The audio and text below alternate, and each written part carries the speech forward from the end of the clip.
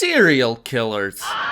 We've all heard of them, be it the classic ones like Jack the Ripper that terrorized the streets of London, or Jeffrey Dahmer who put the fear of God in the hearts of Milwaukee's citizens. Either way, you've most likely heard of one from a white girl on YouTube while she does her makeup. But what's scarier than regular serial killers? Serial killers from the Balkans.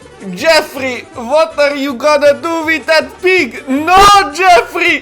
Jeffrey, no! That was our pet from this year's litter! Jebem ti mater, glupo, šta uradi? Anyways, in the spirit of Halloween, here's a couple of Balkan serial killers from each of the countries in the Balkans and their stories of how they became infamous monsters. So, hopefully you'll be able to impress that god chick at this year's Halloween party. Starting off, we have arguably the largest serial killer in the Balkans from nowhere else but Serbia, Baba Anujka. Baba Anujka, or in English, Grandma Anujka, was a Serbian serial killer active in the late 19th and early 20th centuries. Born in Wallachia, Romania, her family moved when she was a child to a village of Vladimirovac in Serbian Banat, which at the time was a part of the Austrian Empire. Growing up, she lived a relatively comfortable life as her family was financially better off than most of her peers. After she became an adult, she fell head over heels over an Austrian soldier.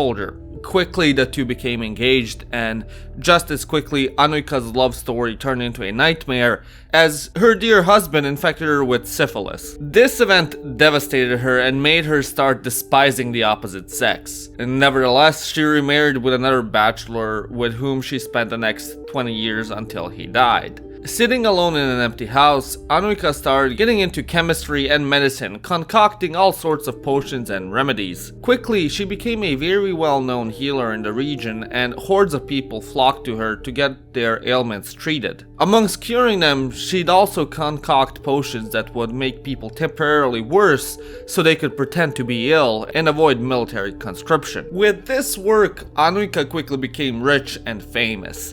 And with the growth of her success, her ego grew as well. Soon after, she started creating straight-up poison potions out of plants which she would call magic water or love potions, and selling them to housewives with love problems. After their husbands would drink the potion, they'd be dead after 8 days, give or take. So, for years, Anujka would poison numerous men without anyone suspecting a thing. Hell, she even expanded her murder business by hiring a sales agent who'd advertise her business to even more clients. However, this all changed in 1924 when Anujka sold her magic water to a woman named Stana Momirov.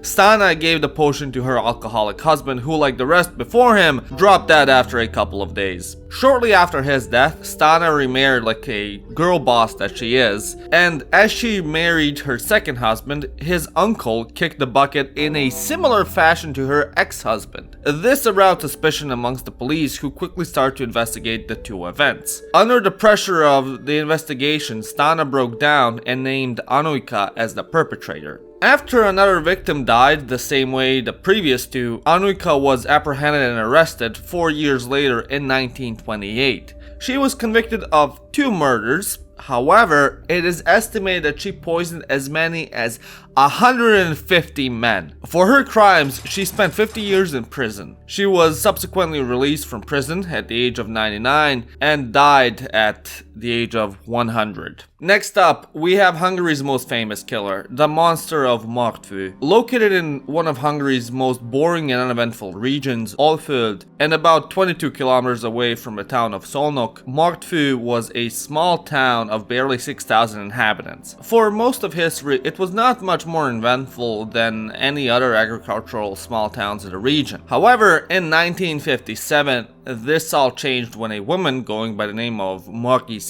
was found dead by local workers in a drainage ditch. Naturally, this being such a small settlement, the event completely shocked the residents and outraged the police. An investigation was put into motion, with which they arrested János Kiriak, who was Margi's co-worker and a potential love interest. Under pressure and János having a weak alibi, the detective working the case tortured and pressured Kiriak into confessing, and subsequently the court sentenced him to death, but later on appeal changed the sentence to life in prison. prison. The real killer remained quiet for 6 years until 1963, when he struck down another woman by strangling her. For the next 4 years, the killer would murder 3 more women and attempt to murder several others in the same way. During this time, the police tried to dismiss these women as being victims of murder, but would claim they either committed suicide or died in an accident. However, after finding a severely decomposed and battered body of a teenage girl near the Kurish River, the police finally came to the conclusion there was a serial killer on the loose. A notion they kept dismissing because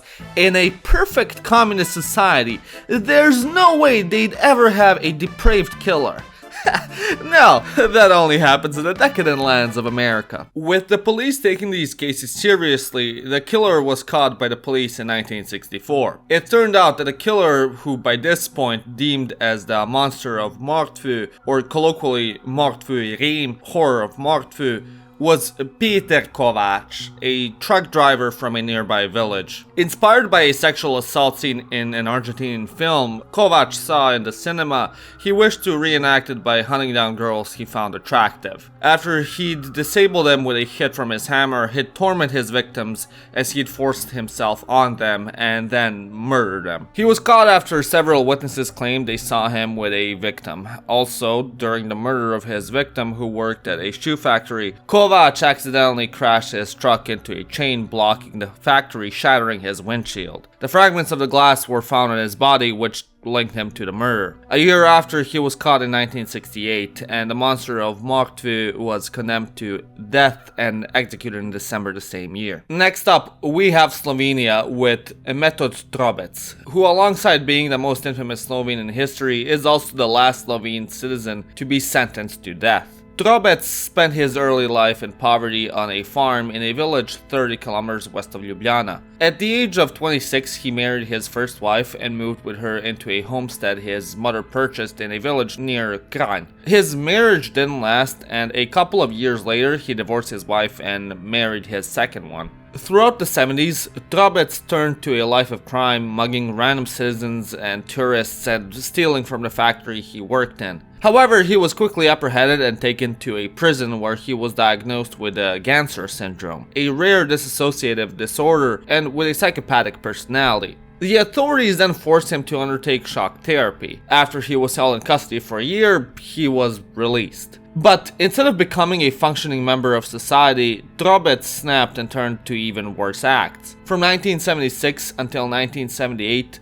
Metod would meet 5 different women who he'd charm and bring to his homestead, where he'd proceed to violently sexually assault them, beat them, and subsequently murder them. After he'd finished with them, he'd then shove them in a masonry oven, incinerating them. The remaining bones of the victims would then be disposed of in a wooden urn or be thrown in a septic tank. In 1979, Trobec was out in town where he met a German tourist who he picked up in his car and drove to a nearby forest where he assaulted and mugged him. A mushroom hunter saw the crime and notified the police, who promptly arrested him on his way back to town. Subsequently, the police then raided his home and found a plethora of stolen items and blood-stained women's garments, which were linked to his victims. Trobec was then aptly locked up and sent to trial regarding the 5 murders and stolen items. During the trials, Trobec made a show and dance about how he's innocent and how his mom raised a good and hard-working man, but the evidence was overwhelming. He was sentenced to death for the murders and 11 years in prison for the stolen items, alongside being forced to pay a heavy fine for them as well. However, due to his appeal being successful, the sentence was switched to life. In prison, Trobec shanked several inmates, so the guards had to keep him in isolation and subsequently had to transfer him to a different institution altogether. But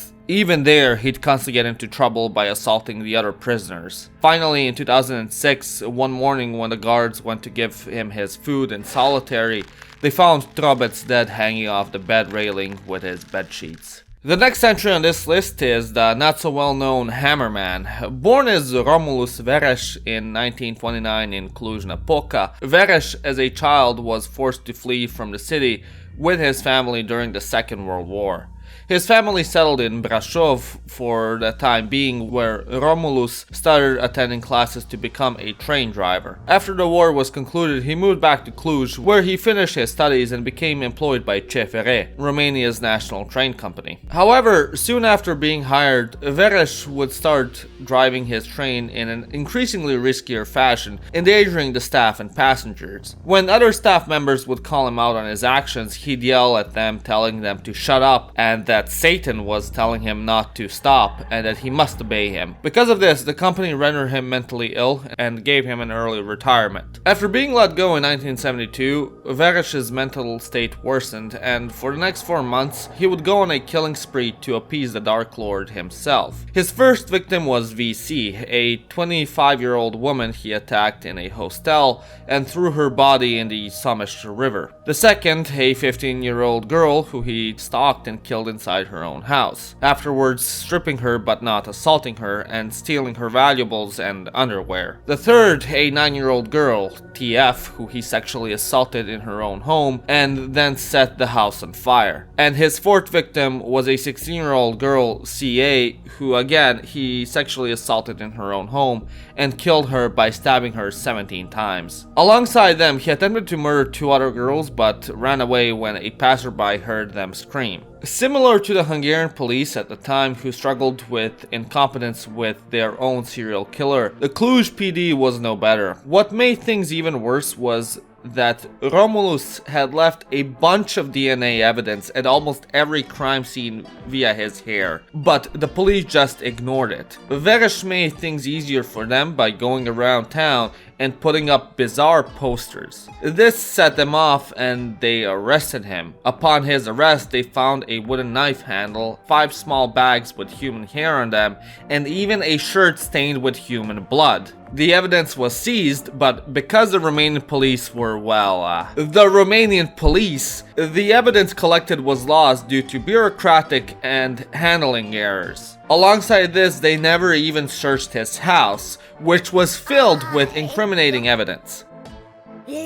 Nevertheless, Romulus was deemed insane and put into a mental asylum. Following this, a mass investigation took place with several government agencies banding together to find the perpetrator. But again, due to them being Ceausescu's strongest soldiers, it went nowhere. The investigation then put Colonel Cecanica on the case, an expert in the field with whom they were finally able to get somewhere and determine that all the murders happened close to one another, all happening near the Somesh, and that the murderer was aiming to sexually gratify himself. He came to the conclusion that the perpetrator was severely mentally ill, but completely disregarded the possibility that he could be a person in the mental asylum near the river. Romulus, being let go from the asylum, went off his meds and started to lose it again, which led to him murdering his final victim. The entire task force now investigating went to check the scene, and a witness mentioned something about Veres. Upon investigating him, the police realized he fit the profile and subsequently arrested him. After investigating his house, surprise, surprise, they found tons of evidence, including a diary where he wrote about his murders, scribbles of the word Satan, and even a shrine dedicated to him. When confronted by the evidence during the trial, Romulus denied all of it and claimed Satan planted it on him. Of course, in the end, he was found guilty. However, due to being found mentally insane, he never went to prison but was locked up in a heavy security psychiatric facility where he spent the remainder of his life and died in 1993. And yeah, those would be some of the most notorious serial killers in Balkan history for part 1. Make sure to like this video and subscribe, as part 2 is coming out next week. If you wish to support me further, become a member like these wonderful people, or check out my merch at theIronicShop.com. My name is Janos, and you've watched Living Ironically in Europe. Hey, why